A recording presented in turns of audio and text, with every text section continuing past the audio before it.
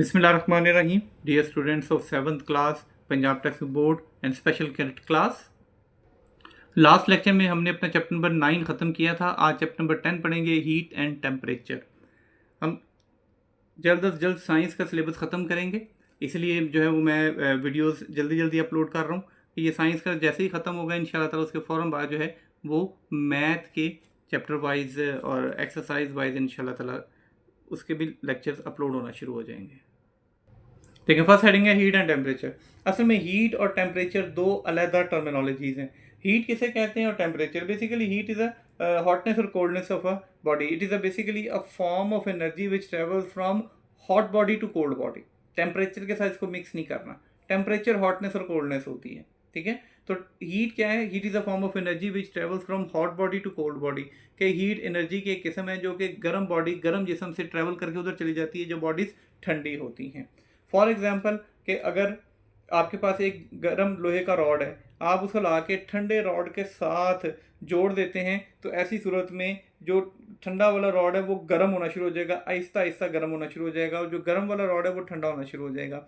तो यही चीज़ हीट है जो कि हॉट बॉडी से कोल्ड बॉडी की तरफ ट्रैवल कर रही है, और उस वक्त तक ट्रैवल करती रहेगी जब तक थर्मल इक्विलिब्रियम इस्टेब्लिश नहीं हो जाएगा। मतलब जब तक दोनों का टेम्परेचर सेम नहीं हो जाएगा, यानी कि पूरे दोनों रॉड्स का, दोनों लोहे के जो रॉड्स हैं उन दोनों का टेम्परेचर जब तक सेम नहीं हो जाएगा उस वक्त तक हीट वहां से फ्लो करती रहेगी। So, कहता है heat is a form of energy travels from a hot object to the cold object. As we learned from the particles, all the three states of the matter are always in the state of motion. The energy due to the motion of the particle is called kinetic energy. It is also known as a thermal energy. तो उन हर चीज़ के particles जो है वो हर वक्त move कर रहे होते हैं, उनके अंदर एनर्जी के साथ, और वो जो एनर्जी होती है वो काइनेटिक एनर्जी कहलाती है। जब हम बॉडीज़ को हीट करते हैं, टेम्परेचर बढ़ाते हैं, तो उनकी काइनेटिक एनर्जी बढ़ जाती है।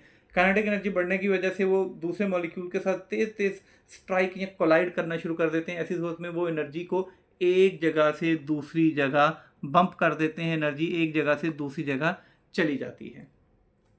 हीट लॉस और हीट गेन, अब ये वही है कि हॉट बॉडी से कोल्ड बॉडी की तरफ जा रही है। अगर अब दोनों थर्मल कांटेक्ट में हैं, दोनों एक दूसरे के साथ टच हो रही हैं, ऐसी सूरत में फॉर एग्जांपल अगर आपके पास जो है वो एक रॉड है, ये बिल्कुल गर्म रॉड है, ठीक है, और दूसरा रॉड आपके पास जो है वो ठंडा रॉड है, ये हॉट है और ये कोल्ड है। तो आहिस्ता आहिस्ता जो हॉट बॉडी है यहाँ से हीट ट्रेवल करती करती करती करती कोल्ड बॉडी की तरफ चली जाएगी, और जो कोल्ड है ये भी हॉट हो जाएगा, गर्म हो जाएगा, और उस वक्त तक हीट ट्रेवल करती रहेगी जब तक कि दोनों का टेम्परेचर सेम नहीं हो जाता। इसे कहते हैं कि थर्मल इक्विलिब्रियम इस्टेब्लिश हो गया है। टेम्परेचर बेसिकली कहते हैं बेटा कि डिग्री ऑफ हॉटनेस और कोल्डनेस ऑफ अ बॉडी, कि कोई बॉडी कितनी गर्म है या कितनी ठंडी है, ये चीज़ उसका टेम्परेचर होता है, ठीक है। बेसिकली इट इज़ हॉटनेस और कोल्डनेस ऑफ अ बॉडी, कि गर्म होना या ठंडा होना किसी बॉडी का, यही चीज़ उसका टेम्परेचर कहलाती है। देखिए, द डिग्री ऑफ हॉटनेस और coldness of an object is called its temperature, कि कोई बॉडी कितनी ठंडी या गर्म है ये उसका टेम्परेचर होता है, ठीक है। The hotter is an object the greater is its temperature, जो जितना गर्म होगा टेम्परेचर उसका उतना ही ज़्यादा हो जाएगा। Next is thermometer. थर्मोमीटर क्या है? थर्मोमीटर एक ऐसी डिवाइस है जो कि टेम्परेचर को मेजर करने के लिए यूज़ की जाती है, कि कोई बॉडी कितनी ठंडी है कितनी गर्म है हमें कैसे पता चलेगा, इसको मेजर करेंगे थर्मोमीटर के साथ। बेसिकली थर्मोमीटर डिफरेंट टाइप के होते हैं, जिसमें क्लिनिकल थर्मोमीटर है, मैक्सिमम मिनिमम थर्मोमीटर्स होते हैं। क्लिनिकल थर्मोमीटर वो हैं जो डॉक्टर्स यूज़ करते हैं हमारा टेम्परेचर मालूम करने के लिए। अक्सर जो है वो ये जो है वो क्लिनिकल थर्मोमीटर ऐसे मर्करी थर्मोमीटर्स होते हैं। मर्करी थर्मोमीटर कौन से होते हैं कि ये इस तरीके से एक ट्यूब पे कंसिस्ट कर रहे होते हैं, एक ट्यूब पे मुश्तमिल होते हैं। शीशे की ट्यूब होती है, ये सारी शीशे की ट्यूब होती है, और देखें इसके ऊपर रीडिंग लिखी गई है, ठीक है। ये सारा जो है ये उसका बल्ब कहलाता है, और इस बल्ब के अंदर मरकरी होती है। अब जैसे ही आप इसको मुंह में रखेंगे या टेम्परेचर इसका बढ़ना शुरू हो जाएगा, यहाँ से मरकरी का लेवल भी बढ़ने लग जाएगा। जहाँ पे मरकरी का लेवल आकर रुक जाएगा हमें पता चल जाएगा कि उतना उसका टेम्परेचर है। ये आम तौर पर डॉक्टर्स यूज़ करते हैं, लेकिन अब तो IR, ये इंफ्रारेड रेडिएशन वाले कहते हैं कि वो माथे के ऊपर रख के रेज फेंकी जाती हैं जो कि आपका टेम्परेचर बता देती हैं। बाकी स्ट्रिप भी होती है, माथे के ऊपर एक स्ट्रिप रख के उसे भी आइडिया ले लिया जाता है कि टेम्परेचर ज़्यादा है या कम है। इसको स्केल जो है वो दो स्केल होते हैं इसके, सेंटीग्रेड एंड फ़ारेनहाइट, ठीक है। ये दो अलग तरीक़ों से हम इसको मेज़र कर सकते हैं। सेंटीग्रेड जो है वो एक बड़ा स्केल है, फ़ारेनहाइट एक छोटा स्केल है। अगर हमने किसी बहुत बड़ी बॉडी का या बहुत ज़्यादा टेम्परेचर मालूम करना हो तो हम सेंटीग्रेड यूज़ करते हैं, और अगर हमने कम टेम्परेचर मालूम करना हो तो फिर हम फ़ारेनहाइट स्केल जो है वो यूज़ करते हैं। यानी कि ये बहुत छोटा या कम टेम्परेचर फाइंड आउट करने के लिए है। अभी देखिए, the temperature of melting of ice and the boiling of water is 2 fixed temperatures. और हमें कितना पता चलेगा, हमने 2 फिक्स पॉइंट बना लिए। फिक्स पॉइंट क्या है कि वाटर का जो आइस का मेल्टिंग पॉइंट है और वाटर का बॉइलिंग पॉइंट है, ये फिक्स है। ये 0 से 100 के दरमियान हमने इसको जो है वो फिक्स कर लिया कि वाटर जो है वो 0 डिग्री पे जो है ना वो बर्फ़ जो है वो पिघल जाती है, तो लिहाजा मेल्टिंग पॉइंट जो है वाटर का या आइस का जो है वो 0 डिग्री सेंटीग्रेड हो गया। और ऐसे ही बॉइलिंग पॉइंट जो है वाटर का वो है 100 डिग्री सेंटीग्रेड। तो ये 2 फिक्स पॉइंट हो जाते हैं हमारे पास, हम इसको किसी भी चीज़ का टेम्परेचर लेने के लिए। नेक्स्ट वन इज केल्विन और एब्सोल्यूट स्केल। केल्विन या एब्सोल्यूट स्केल किसे कहते हैं कि जो केल्विन स्केल है ये बहुत ही छोटा स्केल, यानी कि बहुत कम मेजरमेंट्स लेने के लिए जो है ना वो यूज़ किया जाता है। जो एसआई सिस्टम है, सिस्टम इंटरनेशनल ऑफ यूनिट्स, जो पूरी दुनिया में इस्तेमाल होता है, उसके लिए जो है ना वो केल्विन स्केल जो है वो यूज़ किया जाता है। ठीक है, केल्विन स्केल जो है ये इसको इस तरीके से समझते हैं कि फॉर एग्जांपल ये 0 डिग्री सेंटीग्रेड और ये 100 डिग्री सेंटीग्रेड, ये आइस का है, ये सेंटीग्रेड में होता है। इसके दरमियान में कुल जो है टोटल जितनी भी आती हैं, ये 100 छोटी छोटी सी जो है ना वो डिविजन्स होती हैं। दूसरा जो फ़ारेनहाइट स्केल है ये होता है 32 से 212 फ़ारेनहाइट। इसके अंदर 180 कुल 180 छोटी छोटी सी जो है ना वो डिविजन्स होती हैं। और तीसरे नंबर पे आता है केल्विन स्केल। केल्विन स्केल जो है 273 से स्टार्ट होता है और ये जाता है 373 तक। 100 छोटी छोटी सी डिविजन्स इसके अंदर पाई जाती हैं। टोटल 100 डिविजन्स होती हैं छोटी छोटी सी इसके अंदर। तो इसका क्या मतलब हो गया कि जो हमारे पास टेम्परेचर सेंटीग्रेड में है, ये देखें ये 0 से स्टार्ट हो रहा है और ये 273 है इसका। अब इनको चेंज करने के फार्मूले, अगर आपको टेम्परेचर फ़ारेनहाइट में मालूम करना है और सेंटीग्रेड में दिया गया है तो इसका फार्मूला होता है temperature in Fahrenheit is equal to 9/5 temperature in centigrade plus 32। ये वो तरीका है जिसके ज़रिए हम सेंटीग्रेड से फ़ारेनहाइट में मालूम कर सकते हैं। अगर हमने टेम्परेचर इन सेंटीग्रेड मालूम करना है तो किसी एक में तो दिया गया होगा ना, फ़ारेनहाइट में दिया गया होगा और कहा गया होगा कि सेंटीग्रेड में मालूम करें। तो ये हो जाएगा 5/9 टेम्परेचर इन फ़ारेनहाइट माइनस 32। ये है फ्रॉम फ़ारेनहाइट टू सेंटीग्रेड। और अगर आपने केल्विन में मालूम करना है तो टेम्परेचर इन केल्विन बराबर होता है टेम्परेचर इन सेंटीग्रेड प्लस 273। जो भी सेंटीग्रेड में गिवन है उसके अंदर 273 प्लस कर दें, 273 ऐड कर दें तो हमारे पास टेम्परेचर इन केल्विन स्केल आ जाता है। अब इस सारी चीज़ को एक एग्जाम्पल की मदद से समझते हैं। देखें, normal human body temperature is 37 degree centigrade. जो नॉर्मल ह्यूमन बॉडी टेम्परेचर है वो सेंटीग्रेड में 37 डिग्री सेंटीग्रेड होता है। Find its temperature in Fahrenheit and kelvin scale. तो ये टेम्परेचर जो है वो हमने फ़ारेनहाइट और केल्विन स्केल में मालूम करना है। अब जो हमें गिवन है वो है टेम्परेचर इन सेंटीग्रेड, वो है 37 डिग्री सेंटीग्रेड।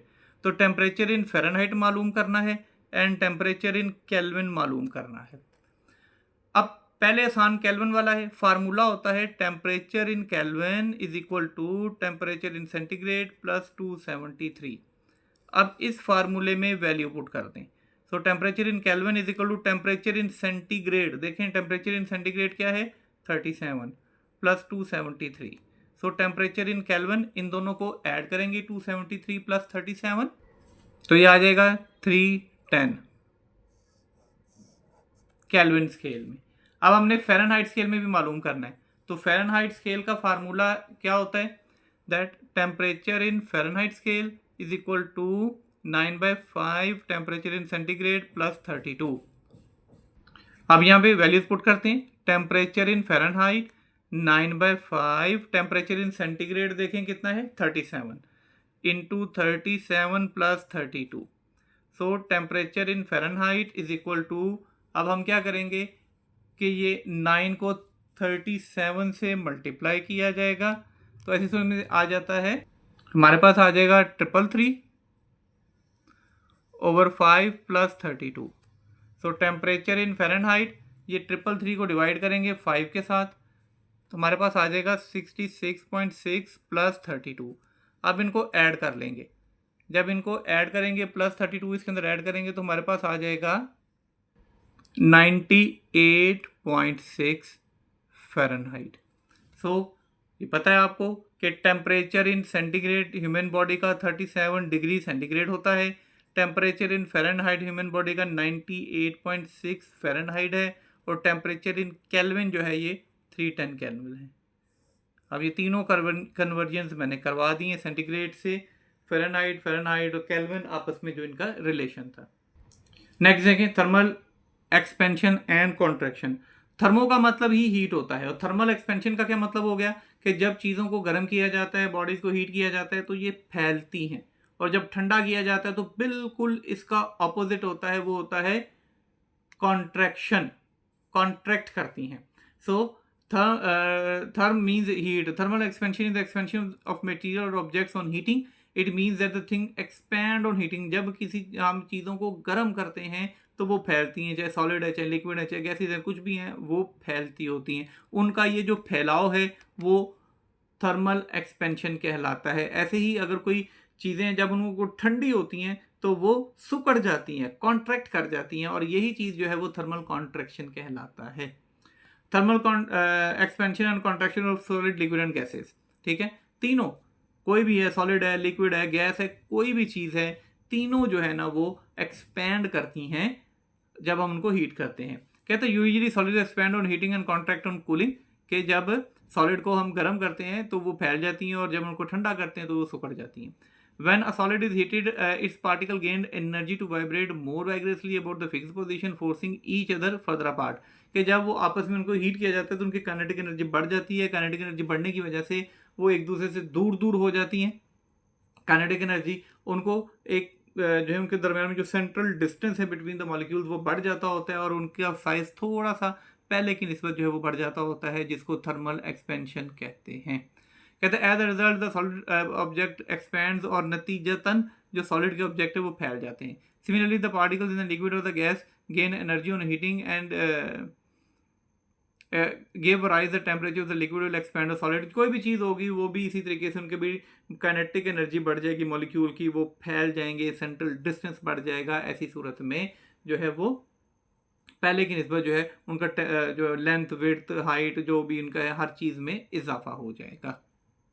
अब इस प्रोसेस को समझने के लिए हम ये इस रिंग की एग्जांपल पूरा लेते हैं कि सबसे पहले जो है हम इन्हें एक मेटल रिंग लिया। मेटल रिंग लेने के बाद हमने जो है वो इसको मेटेलिक बॉल को इसके अंदर से गुजारने की कोशिश की, ये अभी नहीं गुजर रहा। ठीक है, उसके बाद हमने इस मेटेलिक रिंग को गर्म करना शुरू किया। जब ये हीट अप हो गया, गर्म हो गया, अब हम बॉल गुजारेंगे तो देखें बॉल इसके अंदर से गुजर जाएगा। इससे हमें क्या पता चला कि जब भी हम गर्म करते हैं चीज़ों को तो उनका जो है ना थोड़ी फैल जाती हैं, जिनको थर्मल एक्सपेंशन कहते हैं। नेक्स्ट है थर्मल एक्सपेंशन और कॉन्ट्रैक्शन ऑफ लिक्विड्स। लिक्विड्स में भी ऐसे ही होता है। ठीक है, फॉर एग्जांपल अगर हमने ऑब्जर्व करना है, इसको वाज़ेह तौर पे देखना है, तो एक एक्टिविटी है, ऐसे जो है वो राउंड बॉटम फ्लास्क लें और इसमें जो है वो यहाँ पे कॉर्क लगा के एक कैपिलरी ट्यूब इसके अंदर डाल दें, और असल जगह पे जहाँ तक फैली हुई वहाँ पे निशान लगा दें। अब इसको गर्म करें, जब गर्म करेंगे तो ये पानी फैलेगा। ठीक है, पहले जो है इसका लेवल नीचे जाएगा, थोड़ी देर के बाद लेवल ऊपर आना शुरू हो जाएगा। अब नीचे क्यों जाएगा कि जब हम गर्म करेंगे तो जिस बर्तन में ये रखे हुआ है, ये जिस बर्तन में है तो ये एक्सपैंड करेगा। जब ये एक्सपैंड करेंगे तो वाटर का लेवल थोड़ा सा नीचे आएगा, थोड़ी देर के बाद पानी गर्म होगा और वो फिर ऊपर की तरफ जाएगा। तो आपको ऐसा लगेगा कि जैसा कि पहले यहाँ पे था, ठीक है, यहाँ से यहाँ तक फैला है, लेकिन नहीं, पहले पानी का लेवल नीचे गया है, फिर यहाँ से यहाँ तक गया है। तो अपेरेंट जो दिखाई दे रहा है वो आपको इतना सा है, लेकिन जो रियल है वो इतना होता है। तो लिक्विड में थोड़ा सा इन चीज़ों का ख्याल रखा जाता है। अब ये जो एक्टिविटीज़ मैंने बताई हैं, इनकी मदद से आपको इजीली पता चल जाता है कि चीज़ें जो है ना वो गर्म करने से एक्सपैंड करती हैं और ठंडा करने से ये कॉन्ट्रैक्ट कर जाती हैं। आज का लेक्चर हमारा ये यहीं तक था। अब हम एक पैटर्न पेपर करेंगे military college Jhelum, PF college Sargodha और लोटोपा का। फर्स्ट देखें, चूज द करेक्ट ऑप्शन। 4 इसमें से ऑप्शन में से आपने करेक्ट वन जो है वो चूज करना है। देखिए फर्स्ट वन क्या है, exchange of gases takes place in alveoli. Gases जो है ना वो चेंज जो होती हैं वो एल्वेलाई में उनके एक्सचेंज होती हैं। Next one is trachea divides into 2 bronchi. Second chapter में से है। ऊपर से ट्रैकिया जो सांस की नाली है वो आगे 2 हिस्सों में ब्रोंकाई में डिवाइड होती है। The part of the heart which receives blood from the lungs, lung से आता है लेफ्ट एट्रियम में, चूंकि वो ऑक्सीजनेटेड ब्लड होता है जो कि हमारे लेफ्ट एट्रियम में आता है। Next one is left atrium opens into, left atrium जो है वो खुलता है जाके लेफ्ट वेंट्रिकल में, और राइट आर्ट्रियम खुलता है राइट वेंट्रिकल में। राइट आर्ट्रियम रिसीव्स, जो राइट वाला आर्ट्रियम है ये कौन सा खून जो है वो रिसीव करता है, डीऑक्सीजनेटेड। जो गंदा खून है राइट आर्ट्रियम वो रिसीव करता है deoxygenated.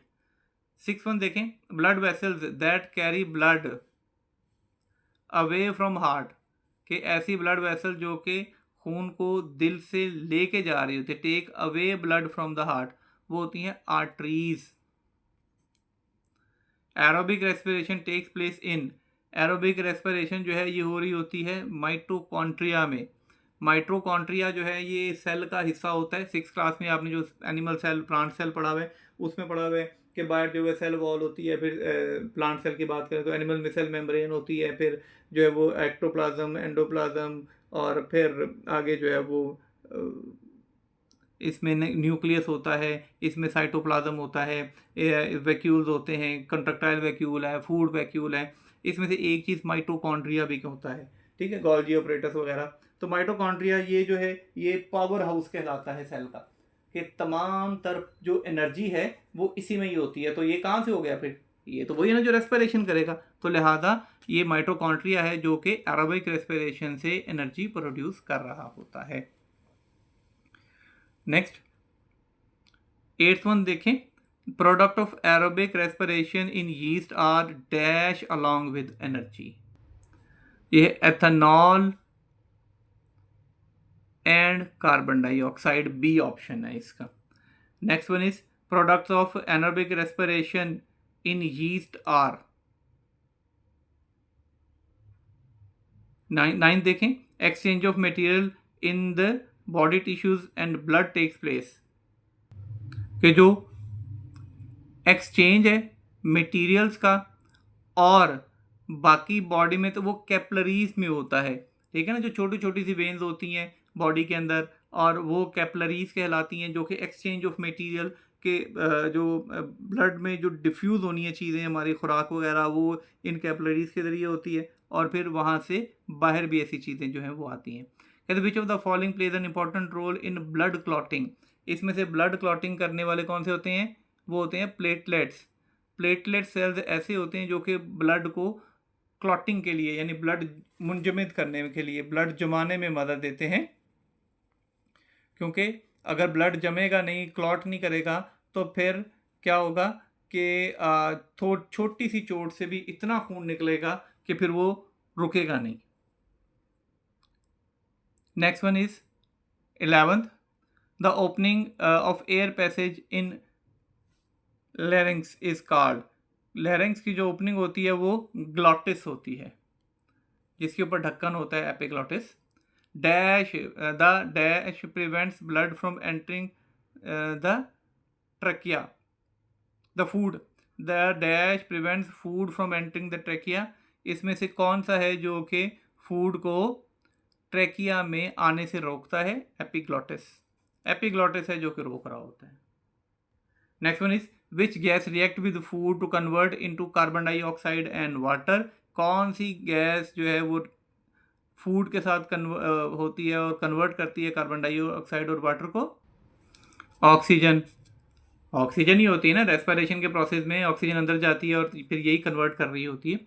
1 gram of glucose about dash calories of energy, के एक जो ग्राम ग्लूकोज का है उसके अंदर कितनी एनर्जी होती है, C option 3800 joules. A substance that speed up the chemical reaction, catalyst. ऐसी चीज़ें जो कि केमिकल रिएक्शन को तेज़ कर देती हैं और ख़ुद इसमें हिस्सा नहीं लेती वो कैटलिस्ट कहलाती हैं। Which disease is an allergic response to the body substance like pollens और द हाउस होल्ड डस्ट वगैरह, किसी भी चीज़ से जो एलर्जी हो जाती है वो एस्थमा कहलाती है। एस्थमा बेसिकली एक एलर्जिकल डिजीज़ है लंग्स की, किसी भी चीज़ से, किसी को पोलन से, किसी को मट्टी से, किसी भी चीज़ से एलर्जी हो सकती है जिसके बाद इसके अटैक्स आते हैं। The human circulatory system is consist of, जो इंसान का सर्कुलेटरी सिस्टम है वो किन किन चीज़ों पे जो है वो कंसिस्ट करता है। इसमें क्या क्या है, हार्ट है, ब्लड वेसल्स है, ठीक है, ये सारी चीज़ें हैं। जो सर्कुलेटरी सिस्टम है उसमें ये सारी चीज़ें होती हैं, हार्ट होता है, ब्लड वेसल्स वगैरह। The main transparent membrane around the heart is called pericardium. Pericardium एक लेयर होती है जो हार्ट के इर्द गिर्द पाई जाती है, जो कि उसकी हिफाजत कर रही होती है। The pulse tells us the rate of, जो हमारी नब्ज़ है, पल्स है, ये हमें क्या बताती है हमारे बारे में, हार्ट बीट बता रही होती है, दिल की धड़कन को बताती है कि हार्ट कितनी देर से बीट कर रहा है, कितना बीट कर रहा है। Next one is which blood vessel have valves in it. इनमें से किस ब्लड वेसल्स के अंदर वॉल्व्स पाए जाते हैं। पीछे अपने जो टेबल है उसमें ये गिवन है, veins have valves in it. Next, the concentration of water in plasma is, कि अगर हम ब्लड प्लाज्मा लेते हैं तो उसके अंदर कंसंट्रेशन ऑफ वाटर कितनी है, 92% वाटर ही होता है उसके अंदर, बहुत कम मिकदार में बाकी चीज़ें पाई जाती हैं। Next, without fibrinogen blood plasma is serum. Fibrinogen निकाल दे तो बाकी उसके अंदर सीरम ही रहता है। The average life span of RBCs, मतलब रेड ब्लड सेल जो है वो तकरीबन 120 डेज के राउंड अबाउट होती है इसकी ऑलमोस्ट एज। इसके बाद ये खुद ही डेड होना शुरू हो जाते हैं। Which blood cell protects our body from pathogens. Pathogens यानी कि बीमारियों के खिलाफ, इनके खिलाफ जो है वो लड़ते हैं लेकोसाइड्स, यहाँ पे WBCs, white blood cells. Next one is which artery supply blood to the heart. Heart को कौन सी आर्टरी करती है, करोनरी आर्टरी। करोनरी आर्टरी जो है ना, ये ऐसी आर्टरी है जो कि खून दिल से लेकर जो है, जो कि दिल को खून सप्लाई कर रही होती है, उसको भी ज़रूरत होती है ब्लड की ताकि वो अपना फंक्शन प्रॉपरली कर सके। हमारा आज का लेक्चर यहीं तक था। आज हमने 2 पॉइंट्स उसके कर लिए और साथ में एक पेपर भी हमने सॉल्व कर लिया, पैटर्न पेपर। इंशाल्लाह नेक्स्ट लेक्चर में रिमेनिंग और इसके साथ मैथ का एक पैटर्न पेपर करेंगे। Thanks for watching.